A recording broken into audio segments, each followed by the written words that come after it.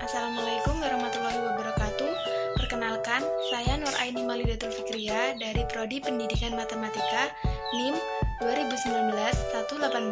2019-184-202-B0012. Pada video ini saya akan menjelaskan tentang 1. Pengertian demokrasi, 2. Mendeskripsikan esensi dan urgensi demokrasi Pancasila serta contohnya. Pengertian demokrasi. Demokrasi. Apa itu demokrasi? Demokrasi secara etimologis, demokrasi berasal dari bahasa Yunani yaitu demos yang berarti rakyat dan kratos atau kraten yang berarti pemerintahan atau kekuasaan. Jadi, demos kraten atau demos kratos berarti pemerintahan rakyat atau kekuasaan rakyat. Secara terminologi, banyak pandangan tentang demokrasi. Tidak ada pandangan tunggal tentang apa itu demokrasi.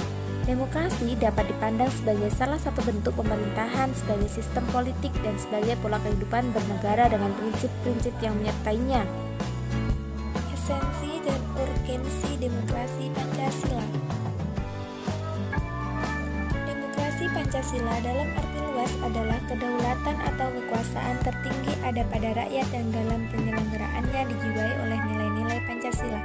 Demokrasi Pancasila dalam arti sempit adalah kedaulatan rakyat yang dilaksanakan menurut hikmat kebijaksanaan dalam permusyawaratan perwakilan. Kehidupan demokratis yang harus dikembangkan. Demokrasi selain memiliki sifat yang universal, yakni diakui oleh seluruh bangsa-bangsa yang berada di seluruh dunia, juga memiliki sifat yang khas dari masing-masing negara. Sifat khas demokrasi di setiap negara biasanya tergantung ideologi masing-masing.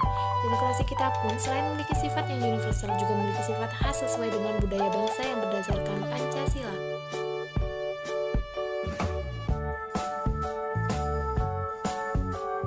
Sebagai demokrasi yang berakar pada budaya bangsa, kehidupan demokratis yang kita kembangkan harus mengacu pada landasan ideal Pancasila dan landasan konstitusional UUD NKRI tahun 1945.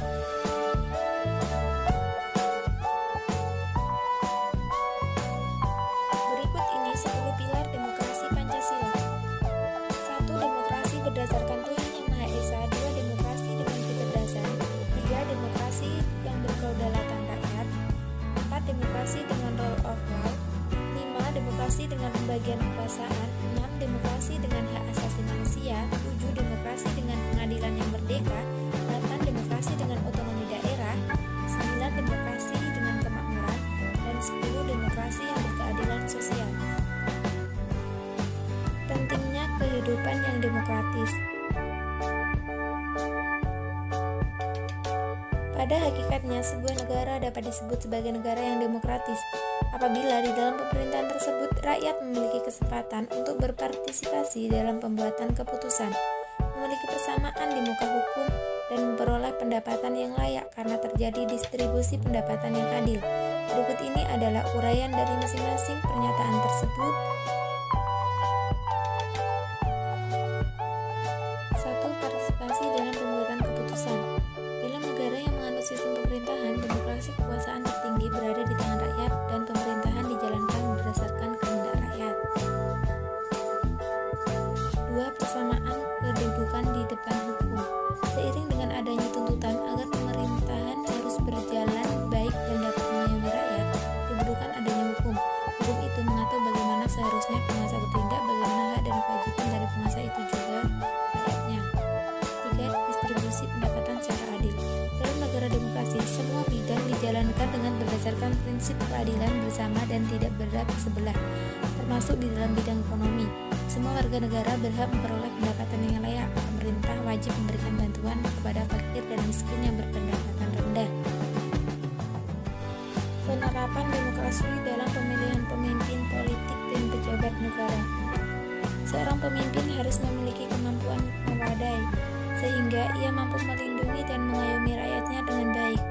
Oleh karena itu, seorang pemimpin harus memenuhi syarat-syarat tertentu berdasarkan sistem demokrasi yang kita anut. Seorang pemimpin itu harus beriman dan bertakwa, bermoral, berilmu, terampil, dan demokratis.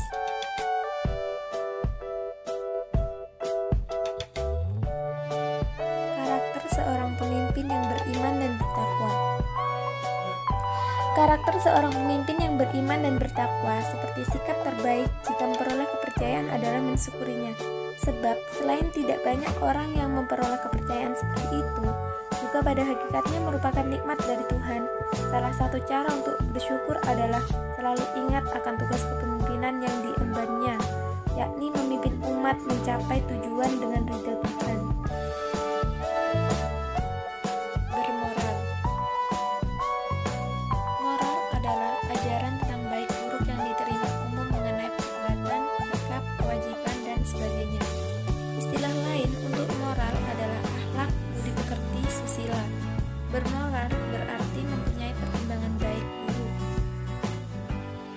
Pendidikan demokrasi. Menurut Sarbaini, sistem pengorganisasian negara dalam demokrasi dilakukan oleh rakyat atau atas persetujuan rakyat yang mengandung hasil-hasil sebagai berikut. 1. Formal. Formal dalam demokrasi terkandung bagaimana cara partisipasi rakyat dalam penyelenggaraan pemerintahan. 2. Material. Material adalah dalam demokrasi pengakuan atas harkat dan martabat manusia sebagai makhluk Tuhan yang Maha Esa menghendaki pemerintah untuk membahagiakan warga negara. 3. Kaidah. Kaidah dalam demokrasi mengikat negara dan warga negara dalam bertindak dan menyelenggarakan hak dan kewajiban serta wewenangnya. 4. Tujuan. Tujuan dalam demokrasi membawa rakyatnya kepada masyarakat sejahtera. 5. Organisasi. Organisasi dalam demokrasi juga menetapkan struktur organisasi mulai dari pusat sampai ke daerah-daerah. 6. Semangat. Semangat dalam demokrasi terdapat semangat. Semangat itu adalah nilai-nilai yang terkandung ideologi negara yang diterapkan dalam kehidupan bermasyarakat, berbangsa, dan bernegara. Menurut Sarbaini, demokrasi telah menjadi bagian dalam kehidupan sehari-hari. Namun, belum tentu setiap orang dan warga negara telah mau menampilkan perilaku demokrasi dalam kehidupan sehari-hari. Penampilan budaya demokrasi diperlukan adanya kemauan untuk memahami nilai-nilai demokrasi dan membiasakannya dalam praktik kehidupan.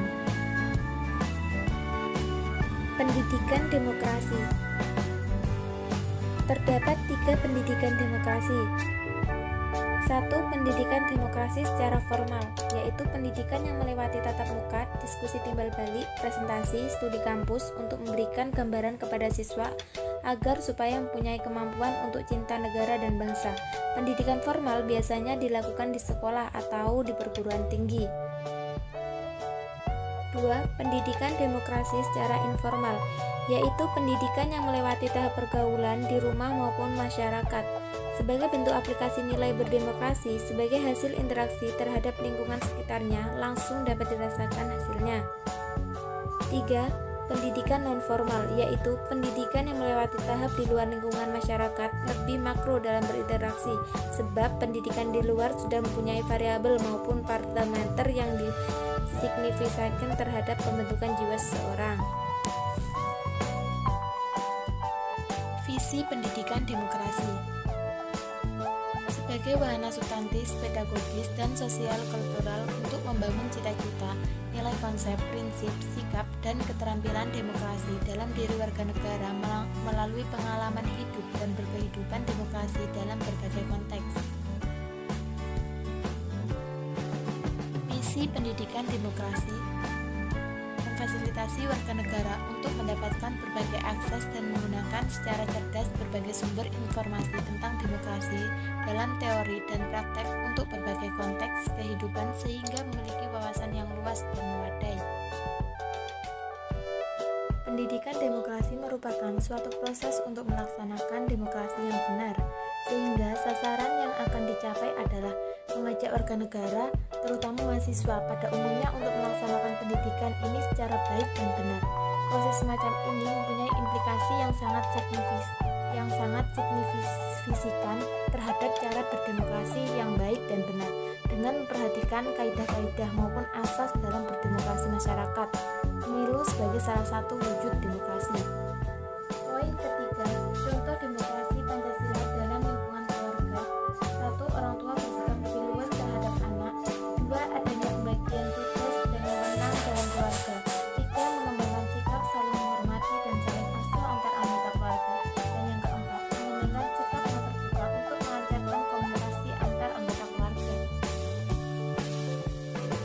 Contoh demokrasi Pancasila dalam lingkungan sekolah.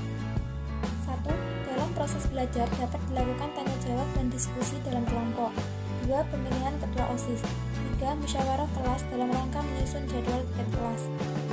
Contoh demokrasi Pancasila dalam lingkungan masyarakat. 1. Pemilihan pemimpin masyarakat, misalnya pemilihan RT, RW, kepala desa. 2. Menyusun program pembangunan masyarakat yang melibatkan seluruh komponen masyarakat. Contoh demokrasi Pancasila dalam lingkungan negara. 1. Pemilu untuk memilih wakil rakyat dan presiden atau wakil presiden. 2. Rakyat menyampaikan aspirasi pada wakil rakyat. 3. Rakyat mengawasi pemerintah yang dapat melalui berbagai kebijakan atau perundangan dan dikaji bagaimana pelaksanaannya. 4. Mematuhi peraturan perundang-undangan yang berlaku. Sekian penjelasan dari saya. Terima kasih.